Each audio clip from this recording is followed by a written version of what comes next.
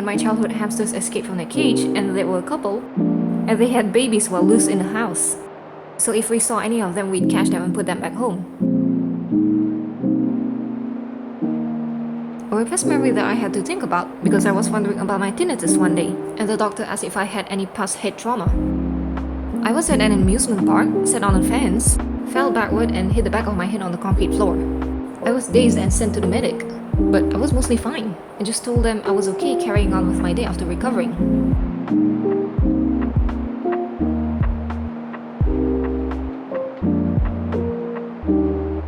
Playing at my friend's house and shooting a water gun at the TV. She got worried at the TV heating up though and shut it down. Later, that same friend's house caught on fire. Didn't have any reason to think about it as a kid, but as an adult I'm wondering.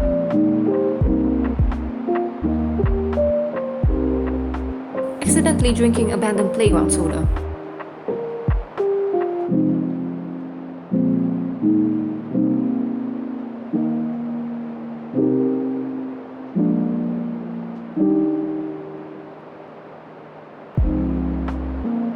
A guy passed out in a hotel corridor at a point in my life where no one taught me that people could pass out from tiredness or drunkenness or whatever, so I thought he was dead.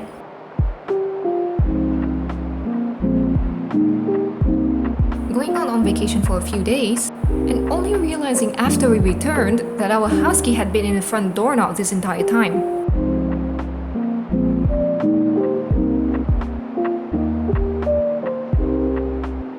A reward at primary school for doing a good job was that you got to pick an issue of a children's newspaper for yourself, and you could do more research, and the teacher would pick someone of the newspaper to do show and tell. One day, I got to pick a reward newspaper, but the choice was really tough between two issues. I remember I picked one issue over another about Komodo dragons or something, but then I hid it at the bottom of the pile, so it was less likely to be found. Lo and behold, that trick worked and I got my Komodo dragons next time I could take another issue. When my class's teacher was taking a few days of leave for her father's funeral, I think, we didn't have to attend school. For some reason, I was the only kid who went anyway. Since there was no teacher to take care of me, I just had to stay in the younger kids' class. Turns out, on one day, the dentist was coming to teach them, and I was at the back of the class answering his questions.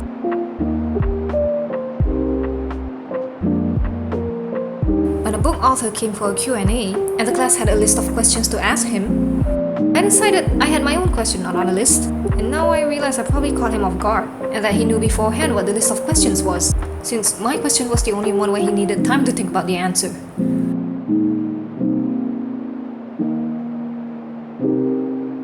Having to look at cells under the microscope in biology class, and the samples would be from scraping the inside of your cheek with a cotton swab. I said ew a little too loud next to the jerk teacher, and I'm sure he targeted my column. These students will volunteer to provide the cell samples.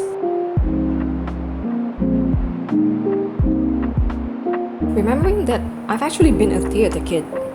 At the end of our performance, as we went to bow to the audience, I was recognizing a friend from school in the front seat row, whom I used to annoy with an inside joke. Cue me annoying him with an inside joke.